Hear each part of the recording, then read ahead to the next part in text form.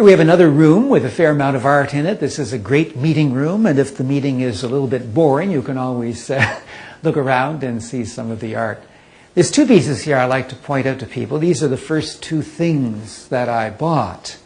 And actually, I spent 4 years in Europe in the mid-'60s as a graduate student, a couple in Rome and a couple in northern Germany. It was there that I got my interest in art. I spent all my spare time going to galleries and museums and so on. And when I came back in 1967, I brought these two, this one and the one opposite it, back with me as, not as the beginning of anything, but as souvenirs of my 4 years in Europe. They're by a German Jew, Jakob Steinhardt.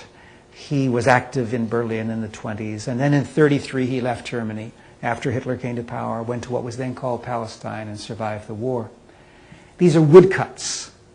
This one is Job. You can see the figure of Job here. Everything is in ruins. It's the end of the story. The clouds are parting, the sun is there, and Job is talking to God. Basically what he says is, I still don't get it. I don't understand innocent suffering, but I believe in you, I believe in life. I'm going on. Obviously the Holocaust is part of it. The second piece then by Steinhardt is called Habakkuk. Habakkuk is one of the so-called minor prophets. The Jews refer to them as one of the 12. And the book of Habakkuk is really very striking. It begins, how long, O Lord? And so you see these figures here that suggest the people in suffering, and the prophetic gift enables him to rise up and in a sense confront God and say, how long, O Lord? Again, the Holocaust is clearly part of this.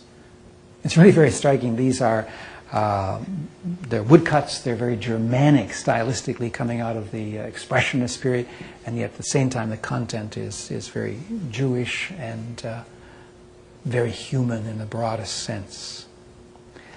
And then over here there's three pieces by Tony Urquhart. This is a wonderful piece, this sculptural piece here, this beautiful, beautiful patina on this bronze. It's a tomb, and there's a rock in front of the tomb, and then there's this shell suggesting something special. It's obviously a resurrection theme. Just a wonderful, wonderful finish to it. Tony said that this was one of the most successful patinas that he was able to get on any of his bronze sculptures.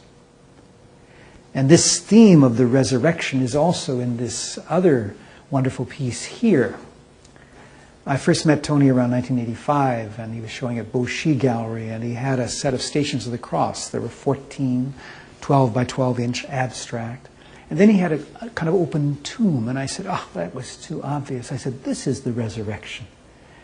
He called it simply threshold, yellow and red. I said it was threshold into glory.